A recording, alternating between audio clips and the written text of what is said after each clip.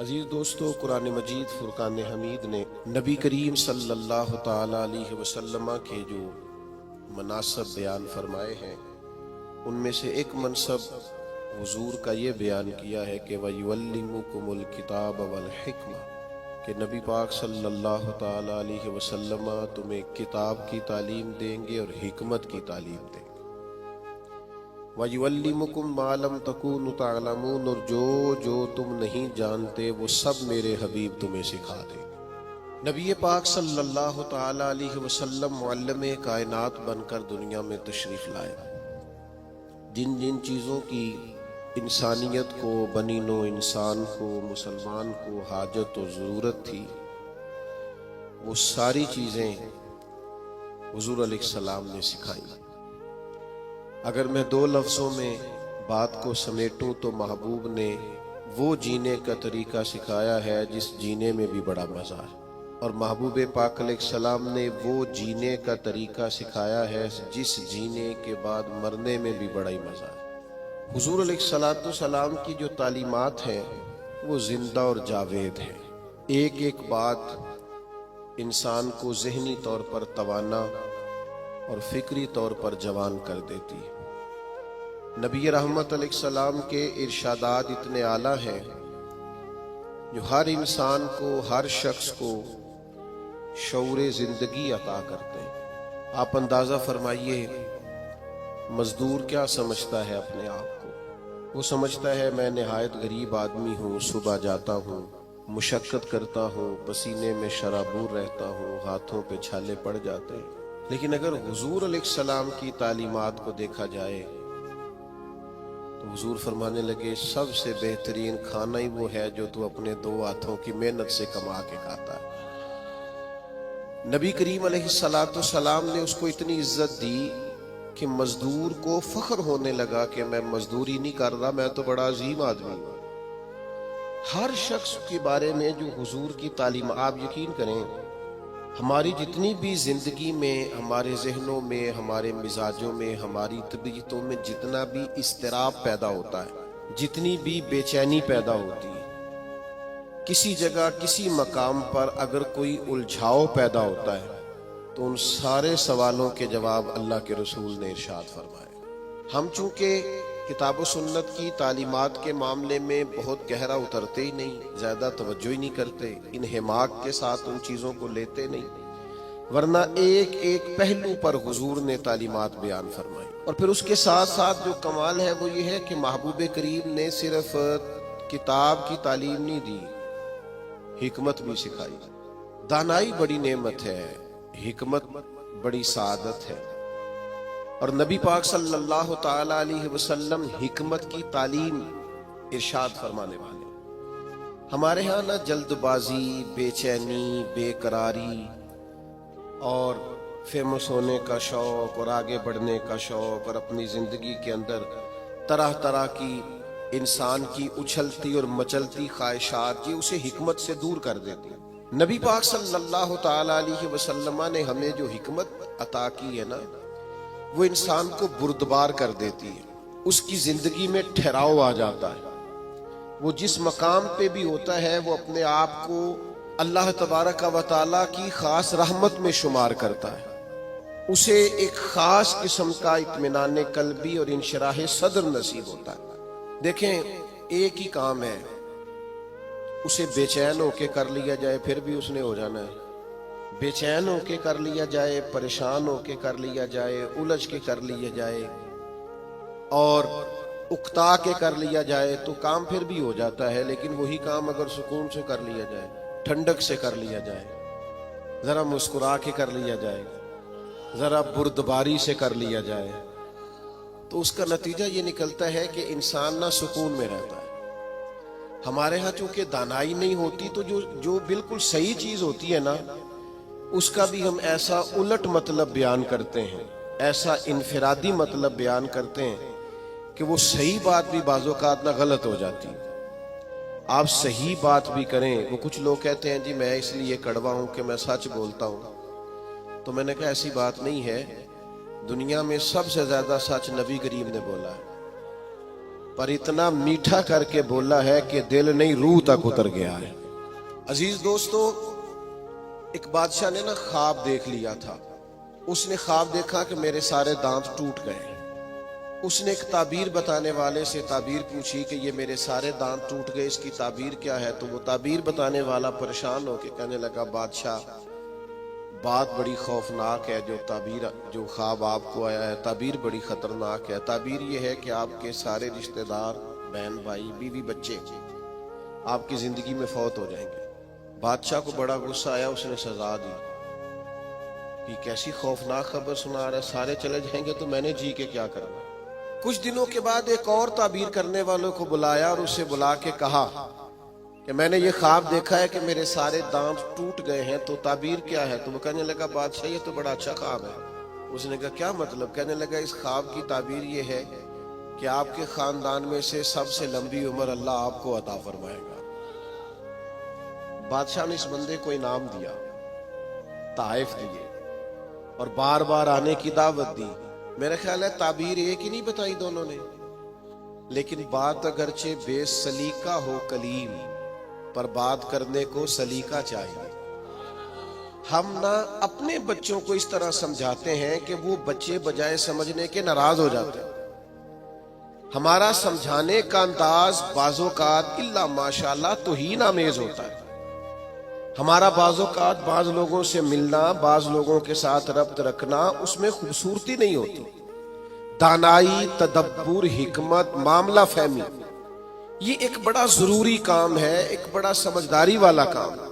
نبی پاک صلی اللہ تعالی علیہ وسلم نے ہمیں حکمت سکھائی، دانائی سکھائی۔ پتہ ہے مسائل کب ہوتے ہیں؟ جب ہم انہیں ذہن پہ سوار کر لیتے ہیں، اور جب پریشانی کو ذہن پہ سوار نہ کیا جائے پھر پریشانی نہیں رہتی، پھر بندہ آسانی سے اس پریشانی سے گزر جاتا ہے۔ بڑے تدبر کے ساتھ روزمرہ کے معاملات کو ڈیل کریں۔ میرے پاس ایک دوست اپنے بچے کو لے کے آئے کہ حضرت اس کو دم کر دیں، اور ساتھ انہوں نے کہنا شروع کیا، باقی تو اس کے بہن بھائی بڑے اچھے تھے، یہ ضدی بھی بہت ہے اور اڑ بھی بڑی جلدی جاتا ہے، اور اس کے مزاج میں تلخی بھی بہت زیادہ ہے، اور اس کی طبیعت کے اندر سختی۔ دو چار باتیں انہوں نے کی تو میں نے کہا کہ آپ تو اس کے والد ہیں، اگر آپ یہ لب و لہجہ اس کے بارے میں بیان کریں گے یہ تو سارے خاندان سے کٹ جائے گا۔ آپ کو تو ایسا کرنا چاہیے تھا کہ اگر آپ اسے سمجھاتے بھی تو اس طرح سمجھاتے کہ اسے پتہ ہی نہ چلتا مجھے کوئی سمجھا رہا ہے۔ آپ اس کو ضدی کہہ رہے ہیں، اس کا تو ذہن بن جائے گا میں تو واقعی ضدی ہوں، طبیعت بن جائے گی، ذہن اس کا الجھ جائے گا۔ حکمت کے ساتھ اپنے مخالف کو بھی کبھی ڈیل کرے نا۔ آپ کی توجہ ہے میری بات پر؟ اپنے مخالف کو بھی کبھی ڈیل کرے نا۔ ہم نا بعض دشمنوں کو اتنی اہمیت دیتے ہیں کہ وہ تگڑے ہو جاتے ہیں۔ کچھ دشمن ایسے ہوتے ہیں جن کے بارے میں قرآن کا حکم یہ ہے کہ وَإِذَا خَاطَبَهُمُ الْجَاهِلُونَ قَالُوا سَلَامًا، جب تمہارا جاہلوں سے آمنا سامنا ہو تو تم نے کہنا ہے بھئی تمہیں سلام ہو۔ ہر آدمی سے الجھیں گے نہیں، ہر ایک سے بحث نہیں کریں گے، ہر ایک کے بارے میں یہ ذہن نہیں بنائیں گے کہ یہ بھی میرا دشمن ہے، یہ بھی میرا مخالف۔ اتنی جلدی اپنے ذہن کے اندر تناؤ نہیں پیدا کریں گے۔ ایک صحابی آئے حضور کی خدمت میں، مشکاۃ شریف میں حدیث موجود ہے۔ عرض کیا، یا رسول اللہ صلی اللہ تعالی علیہ وسلم، کفار آپ کا نام بگاڑ کے لینے لگے ہیں، معاذ اللہ ثم معاذ اللہ۔ وہ کہتے ہیں اگر ہم نے محمد مان لیا تو محمد کا معنی تو وہ ہے جس کی تعریف کی جائے بار بار۔ اب وہ نام بگاڑ کے معاذ اللہ آپ کو برا بھلا کہتے ہیں۔ تو وہ صحابی آئے تھے اور انہوں نے بڑی خوفناک طریقے سے بات سنائی، پر پتہ ہے حضور نے کیا فرمایا؟ فرمایا پتہ نہیں وہ کس کو گالیاں دے رہے ہیں، پتہ نہیں وہ کس کا نام بگاڑ رہے ہیں، مجھے تو اللہ نے محمد بنایا ہے۔ اپنے دشمن کو بھی آپ حکمت سے ڈیل کریں گے، آپ دیکھیں گے کہ آپ کو اس کو اتنا توانا نہیں کر دینا کہ وہ بعد میں زیادہ بڑا مسئلہ بن جائے۔ تو دانائی، تدبر، حکمت، معاملہ فہمی، یعنی ایک شخص نے آ کے حضور کی بارگاہ میں عرض کیا میں اس شرط پہ کلمہ پڑھوں گا کہ میں نمازیں 2 پڑھوں گا۔ یہ صرف حضور کا اختیار ہے کہ نبی پاک کسی کو اجازت دے دیں، ورنہ کسی اور کا اختیار نہیں ہے۔ میں فقط 2 نمازیں پڑھوں گا۔ اگر آپ اجازت دیتے ہیں تو میں کلمہ پڑھتا ہوں. اللہ کے حبیب نے فرمایا تو آ جا 2 ہی پڑھ لینا. شارحین حدیث نے لکھا ہے اس نے 2 نمازوں کی شرط پہ کلمہ پڑھا تھا، پھر وہ تہجد بھی پڑھا کرتا تھا. ہمارے ہاں نا لوگوں کو موقع ہی نہیں دیا جاتا مسجد آنے کا. یہ کبھی کبھی کچے نمازی آتے ہیں نا رمضان شریف میں، تو پکے نمازی انہیں گھورتے ہیں، کہتے ہیں تسی آ گئے ہو فصلی بٹیرے. اور بھئی ان بچوں کو آ تو لینے دو اور دعا کرو یا اللہ مسجد آ گیا ہے، اب مہربانی فرما اس پہ رحمت کر، اسے پکا نمازی بنا. لیکن وہ دانائی، وہ خاص حکمت، وہ معاملہ فہمی، وہ حسن جو نبی پاک علیہ السلام نے ہمیں دیا ہے، ہمیں اس معاملہ فہمی کو سمجھنا چاہیے، ہمیں موقع دینا چاہیے. دیکھیے جب صلح حدیبیہ ہوئی نا تو بعض شرائط ایسی تھی جو بڑی مشکل تھی صحابہ کے لیے ماننا. مثلا ایک شرط یہ تھی صلح حدیبیہ جب حضور نے کفار مکہ کے ساتھ صلح کی تو اس میں ایک شرط یہ تھی کہ اگر کوئی مسلمان مکے سے مدینے آئے گا اپنے آقا کی اجازت کے بغیر تو مدینے میں اسے رکھا نہیں جائے گا، واپس کیا جائے گا. لیکن اگر کوئی مدینے سے مکہ جائے گا تو مکے والے واپس نہیں کریں گے. یعنی ہم بندہ واپس کریں گے، وہ وہاں بندہ رکھ سکتے ہیں، لیکن ہمارا اپنا بھی آئے تو ہم اسے پناہ نہیں دیں گے. اب یہ شرط بڑی عجیب تھی. حضرت عمر رضی اللہ تعالیٰ عنہ پریشان ہو گئے، بخاری شریف میں موجود ہے، اور جا کے عرض کی یا رسول اللہ صلی اللہ تعالیٰ علیہ وسلم، آپ بھی سچے ہیں، قرآن بھی سچا ہے، اسلام بھی سچا ہے، پھر ہم دب کے صلح کیوں کریں؟ تو نبی کریم نے فرمایا عمر میں اللہ کا رسول ہوں، میں وہی کہتا ہوں جو میرا رب حکم ارشاد فرماتا ہے. فرماتے ہیں میں جناب صدیق اکبر کے پاس بھی گیا کہ یہ عجیب بات ہے کہ وہ بندہ واپس نہیں کریں گے، ہمیں واپس کرنا پڑے گا، تو یہ ہم دب کے صلح کیوں کریں جب قرآن سچا، اسلام سچا، نبی کریم سچے. تو حضرت ابو بکر صدیق کے ایمان پہ قربان جائے، انہوں نے بھی وہی لفظ دہرائے، کہنے لگے عمر وہ اللہ کے رسول ہیں، وہ جو بات بھی کرتے ہیں رب کریم کے حکم سے کرتے ہیں، لہذا انہوں نے جو کر دیا ٹھیک ہے. اب یہ وہ بظاہر شرط تھی جس سے لگ رہا تھا کہ مسلمان دب کے صلح کر رہے ہیں، لیکن آپ کو پتہ ہے سب سے زیادہ فائدہ اسلام کو اس شرط نے دیا. وہ جو مجاہدین اسلام مکہ مکرمہ سے ہجرت کر کے مدینہ طیبہ آتے، انہیں پتا تھا کہ حضور علیہ السلام ہمیں نہیں رکھیں گے. حضرت ابو البصیر رضی اللہ تعالیٰ عنہ اور اس طرح کے کچھ اور صحابہ یہ جب مدینہ طیبہ آئے اور حضور نے واپس کیا تو انہوں نے ایک تیسرے مقام پہ ڈیرا لگایا. وہاں سارے مجاہدین آہستہ آہستہ اکٹھے ہونے لگے. اس کا نتیجہ یہ نکلا کہ کافر جب بھی وہاں سے گزرتے انہیں تکلیف کا سامنا کرنا پڑتا، تو جس شرط پر وہ بڑے ڈٹے ہوئے تھے نا کہ ہم نے منوا لیا ہے، سب سے پہلے کفار مکہ اکٹھے ہو کے آئے کہ مہربانی کریں اس شرط کو تو ختم کریں، آپ اپنے لوگوں کو بلائیں مدینہ منورہ. تو تدبر، دانائی، معاملہ فہمی. ہم نا آہستہ آہستہ بڑے جلد باز ہو گئے ہیں، طبیعتوں میں بے چینی، بے قراری، ایک بات نہ ہماری مانی جائے ہم پریشان ہو جاتے ہیں، ذرا برابر ہماری طبیعت کے مخالف کوئی شخص بات کر دے ہم ڈسٹرب ہو جاتے ہیں. ہمارا ماحول اس قدر زیادہ پیچیدہ ہو جاتا ہے ذہنی کہ جو بڑے بڑے باصلاحیت لوگ ہیں، بڑے بڑے باشعور لوگ، وہ بھی حکیم نہ ہونے کی وجہ سے، دانا نہ ہونے کی وجہ سے اپنی صلاحیتوں سے کوئی فائدہ نہیں اٹھا سکتے. میرے نوجوان دوستوں، میرے بزرگوں، اپنی زندگی میں کمال بردباری پیدا کریں، کمال حوصلہ پیدا کریں، طبیعت کے اندر ٹھہراؤ لائیں. آپ محسوس کریں گے کہ بہت سارے بگڑے ہوئے کام سنورنے لگیں. آپ کتنی بھی جلد بازی کر لیں، جب تک اللہ کا حکم نہیں ہونا کام درست.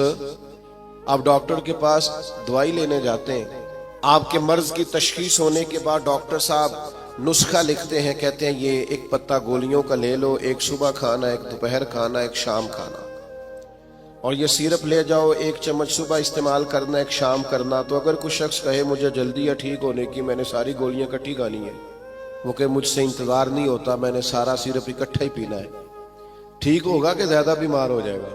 وہ گولیاں، وہ دوائی ہے شفا کے لیے، لیکن اگر آپ اس دانائی کے طریقے کے مطابق استعمال نہیں نہ کریں گے جو استعمال کرنے کا طریقہ ہے تو اس کا اثر غلط ہونے لگے گا. ہمارے مزاج کا جو الجھاؤ ہوتا ہے اور طبیعت کی جو جلد بازی ہوتی ہے، اور یہ جو بار بار جن لوگوں کو غصہ آتا ہے اور جو بار بار جبر میں آ جاتا ہے، بار بار ٹھنڈے ہو جاتے ہیں، تانے شانے کبھی مل جائے تو سن لینے چاہیے، کیا رہ جائے، تانوں کا بھی تو مزہ ہے نا، یہ مزہ لیں، یہ سرور حاصل کریں۔ میں کالج میں پڑھتا تھا تو جو میرا دوست سب سے زیادہ مجھے تنگ کرتا تھا نا، مولوی کہہ کے سب سے زیادہ، پھر ایک دن اسی کا مجھے فون آیا کہ یار کدھر میل تیرے نال تصویر کھچانی ہے، انج بھی سجن واہ واہ تے انج بھی سجن واہ واہ۔ تو ایک دوست مجھے کہنے لگے میں نے میلاد کی جھنڈیاں اور لائٹیں لگائی ہیں تو مجھے دو بندے بڑے تانے دیتے ہیں۔ میں کہ بس دو، یعنی حضور کے نام پہ تانا کھانا اور دو سے ہی پریشان ہو گیا، یہ 200 بھی ہو تو اس کا مزہ لینا چاہیے۔ جے کر یار دے نام دا ملے میڑا، انہوں چولی پا لئیے پنجے سٹیے نا، تو جے کر یار دے نام دی ملے سولی، پھر چوٹا چوٹ لئیے پیشانٹیے نا۔ اگر کبھی یہ تانا ملتا ہے تو اس کا مزہ لیں، آپ اس خوبصورتی کو انجوائے کریں، لیکن آپ پریشان ہو گئے ہو فلانے نے 2 باتیں کر دی تو اچھا کیا نہ کر دی، اچھا کیا نہ کر دی، آپ کو سنبھلنے کا موقع ملے گا۔ وہ جی سارے میرا ساتھ چھوڑ گئے تو ٹھیک کیا سب نے، آپ مضبوط ہو جائیں گے جب سارے ساتھ چھوڑ جائیں گے۔ جب سارے ہٹ جاتے ہیں تو انسان کو سنبھلنے کا موقع ملتا ہے۔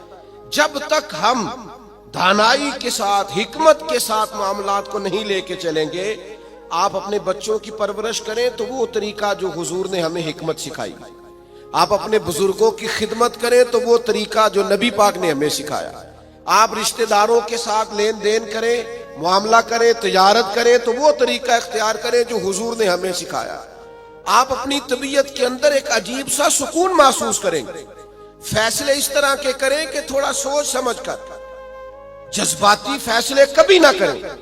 حضور کے اعلان نبوت سے پہلے جب دوبارہ بیت اللہ شریف کی تعمیر کی تھی نا اہل قریش نے، اب چونکہ وہ تھے تو سارے آپس میں، پر ہر قبیلہ ایک دوسرے سے لڑتا بہت تھا، تو ہر بات میں لڑ پڑتے تھے، میں نے آگے جانا ہے، میں نے آگے جانا ہے، تو وہ سارے قبیلے شامل تھے۔ اب جب بیت اللہ شریف کی نئی تعمیر ہو گئی تو حجر اسود نصب کرنا تھا، اس پہ جھگڑا ہو گیا، ایک قبیلہ کہتا ہے میں نے نصب کرنا ہے، دوسرا کہتا ہے میں نے نصب کرنا ہے، تیسرا کہتا ہے میں نے کرنا ہے۔ اور کچھ تو ایسے تھے جنہوں نے پیالے میں خون ڈال کے بیچ میں ہاتھ رکھ کے قسمیں بھی اٹھا لی کہ اگر ہم نہیں کریں گے تو کرنے بھی نہیں دیں گے، فساد ہوگا۔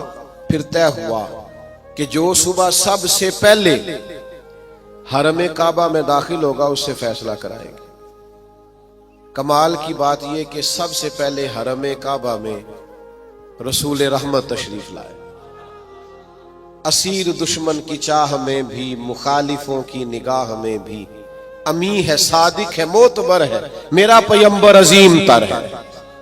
انہوں نے کہا یہ تو صادق اور امین آ گئے، انہوں نے کہا جی یہ ہمارا فیصلہ کر دیں کہ حجر اسود کس قبیلے نے نصب کرنا ہے۔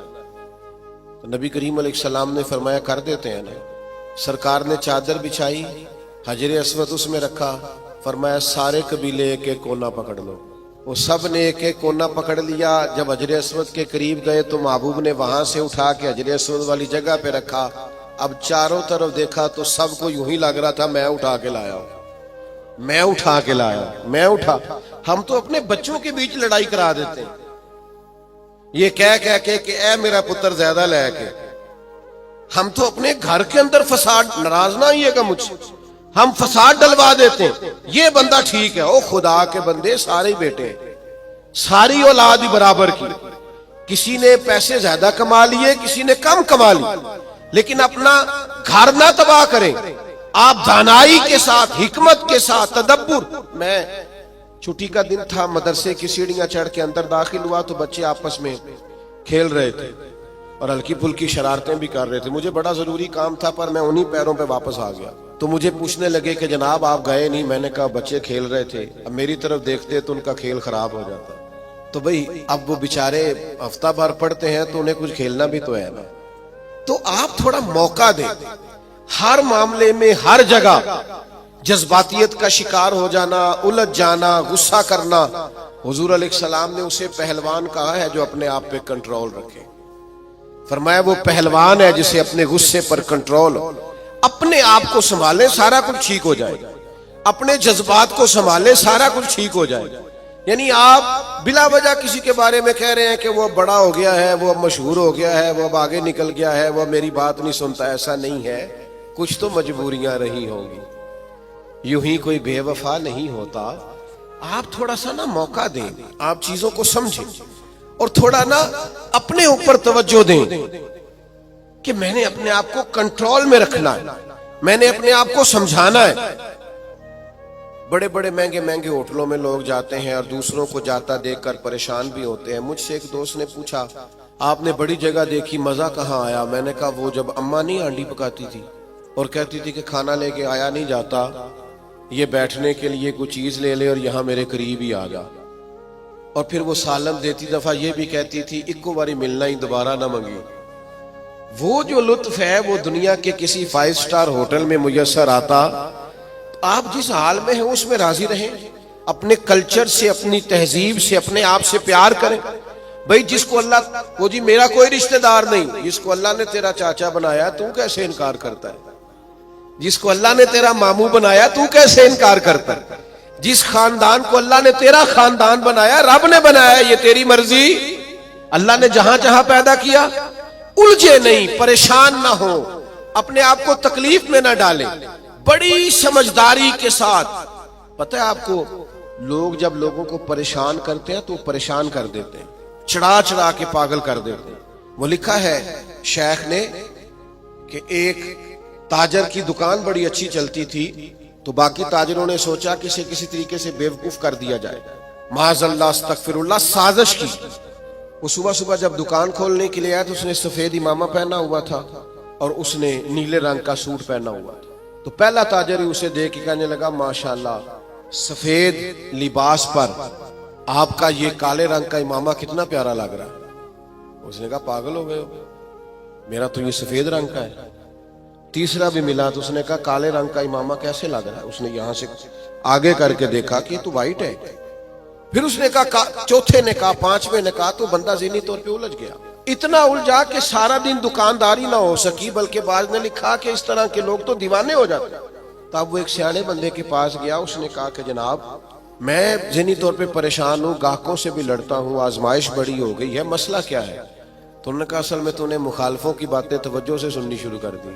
ہاں مخالفین کی وہ بات توجہ سے سننی چاہیے جو ہماری وہ غلطی بیان کرے، لیکن وہ باتیں جو چڑھانے کے لیے اس سے صرف نظر کیا جائے. اپنے آپ کو آپ کنٹرول میں رکھیں. یہ نبی پاک علیہ السلام کی دی ہوئی ہمارے لیے حکمت ہے. میں دوستوں سے کہا کرتا ہوں میلاد آئے نا تو میلاد میں محب ہو کے میلاد منایا کرو. آپ کے ذوق شوق کا بڑا اثر ہونا ہے دوسروں پر. اب ساری زندگی دلیلیں پوچھتے رہنا ہے میلاد کی، اب عمر گزر گئی، اب تو طے ہے ساری چیزیں، اب تو صرف ذوق کی ضرورت ہے. کون کتنے پیار سے کرتا ہے، کتنے شوق سے کرتا ہے، اس شوق کی حاجت. تو دانائی، حکمت جو نبی کریم نے ہمیں عطا کی، اس حکمت کو سمجھیں. بہت زیادہ معاملہ فہمی کے ساتھ چیزوں کو لے کے چلیں. جب نبی پاک علیہ السلام نے مکہ مکرمہ پر حملہ فرمایا، فتح مکہ ہوا، تو حضرت سعد ابن عبادہ رضی اللہ تعالیٰ عنہ کے پاس جھنڈا تھا. علم بردار تھے حضرت سعد بن عبادہ، جس کے پاس جھنڈا ہوتا تھا وہ سب سے آگے ہوتا تھا. تو حضرت سعد ابن عبادہ سب سے آگے تھے اور قائد تھے. انہوں نے کوئی ایک ایسی بات کر دی جو پالیسی کے خلاف تھی. تو بعض لوگوں نے احتجاج کیا کہ ان سے جھنڈا لے لیا جائے. اب ان کی کوئی ایسی بڑی غلطی بھی نہیں تھی، بلکہ غلطی نہیں تھی سرے سے، جھنڈا ان سے واپس لینا پڑ گیا. لیکن بندے بڑے حساس تھے، دین کے لیے ان کی خدمات بہت زیادہ تھیں، ان کی زندگی کے اندر یہ خوبصورتی تھی کہ ہمیشہ وفادار رہے. وہ ان سے جھنڈا واپس لینا ہے. صحابہ نے عرض کی یا رسول اللہ اب کیا کریں گے، بندہ بھی بڑا حساس ہے اور موقع ایسا آ گیا ہے. تو نبی کریم نے فرمایا لے لیں گے جھنڈا، کچھ بھی نہیں ہوتا. یا رسول اللہ ایک شخص کو منصب سے ہٹانا ہے تو پریشان تو ہوگا نہ. فرمایا کچھ بھی نہیں ہوگا. اب لوگوں نے دیکھا رسول پاک کی کمال حکمت کو، اب لوگوں نے دیکھا وہ میلاد والے محبوب کی دانائی، وہ تدبر، وہ کمال، وہ فراست، وہ علم، وہ بردباری، وہ چیزوں کو پوری گہرائی سے لینا. نبی کریم نے حضرت سعد ابن عبادہ کو بلایا اور بلا کے فرمایا بھی میرا ارادہ بن کے آپ سے جھنڈا لے لیا جائے. تو عرض کی یا رسول اللہ صلی اللہ علیہ وسلم جیسے حکم، لیکن ساتھ ہی حضور فرمانے لگے بنا ارادہ یہ ہے کہ آپ سے لے لیا جائے اور آپ کے بیٹے کو دے دیا جائے. دنیا میں باپ سب سے زیادہ تب راضی ہوتا ہے جب وہ سمجھتا ہے میرا بیٹا برابر کا ہو گیا ہے، اب میری سیٹ پہ بیٹھ۔ جس بات سے انہوں نے ناراض ہونا تھا اسی بات سے وہ سب سے زیادہ راضی ہو گئے۔ یا رسول اللہ میرے بیٹے کو ملے گا؟ تو میرے عزیز، معاملہ فہمی، تدبر، حکمت یہ نبی کریم نے ہمیں سکھائی ہے۔ آپ اپنے دوستوں کے درمیان، اپنے گھر کے درمیان، اپنے ماحول کے بیچ اس طرح کے دانا ہو جائیں کہ کبھی بھی آپ مایوسی نہ پھیلنے دیں۔ کوئی کمزور ہو رہا ہے، کوئی الجھ رہا ہے، کوئی غربت سے، بیماری سے، آزمائش سے پریشان ہے، تو آپ اس قدر دانائی کا مظاہرہ کریں کہ لوگوں کو سکون نصیب ہونا شروع ہو جائے۔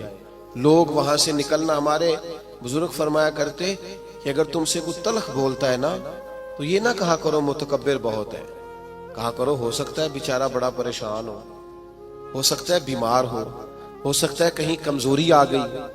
جب تک آپ دانائی کے ساتھ چیزوں کو نہیں لیتے، حکمت کے ساتھ آپ معاملات کو نہیں دیکھتے، اتنی دیر تک چیزیں بہتر نہیں ہو سکتی۔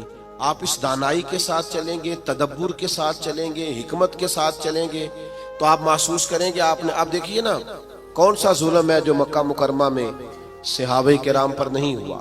ان کے وجود پر گرم پتھر رکھے گئے، ان کو دروں سے مارا گیا، اور جو غلام تھے ان پر تو سختیاں اور بھی زیادہ تھیں۔